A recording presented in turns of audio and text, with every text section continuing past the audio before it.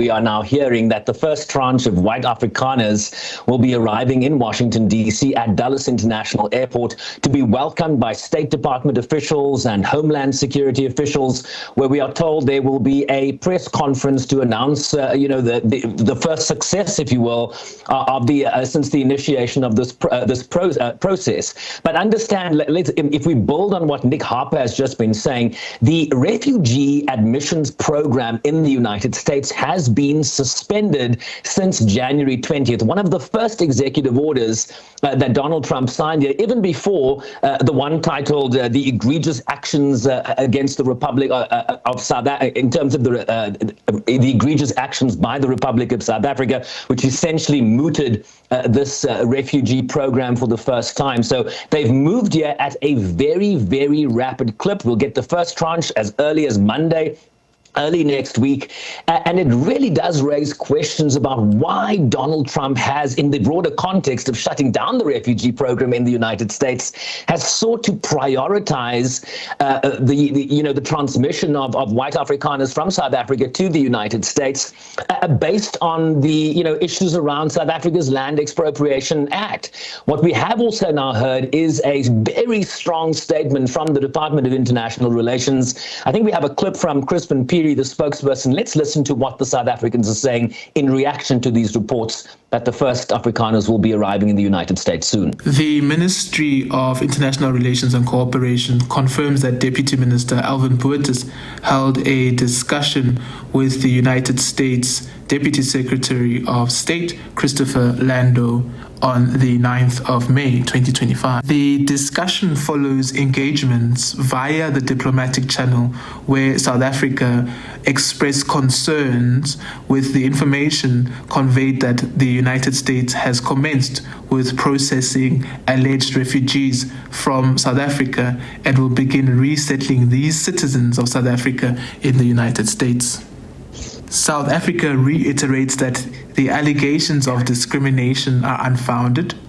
The South African Police Service's statistics on farm-related crimes do not support allegations of violent crime targeted at farmers generally, while South Africa challenges the United States' assessment of alleged refugee status.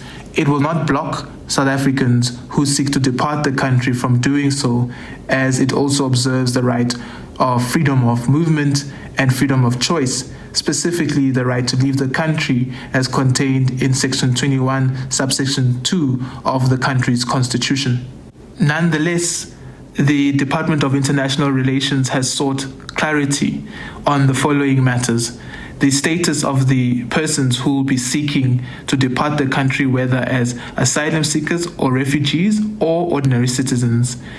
And we've sought assurances as to whether the persons who have been identified have been appropriately vetted by competent South African authorities to ensure that they do not have any outstanding criminal cases pending against them, amongst others. Our engagement with the State Department, seeking clarity as to how this process is expected to unfold. This is what State is saying to us. The U.S. Embassy in Pretoria has been conducting interviews and processing potential refugees pursuant to President Trump's executive order. We continue to review inquiries from individuals who have expressed an interest to the embassy to resettle in the United States. We are unable to provide or comment on individual cases. The Department of State is prioritizing consideration for U.S. refugee resettlement of Afrikaners in South Africa who are, quote, victims of unjust racial discrimination, echoing sentiments first expressed by Donald Trump, President Trump, in that executive order. But again, Mbali,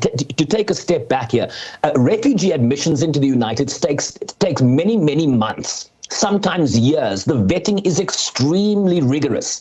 So the questions we have is, what process was really followed here, given just how expedited this process seems to be, in that the first 54 are now expected in Washington, D.C. At some point next week. We don't really know, right, exactly who is being welcomed, who has been welcomed for these interviews at the South African Embassy in Pretoria. But what we do know is that they're Afrikaners in the main and white in particular.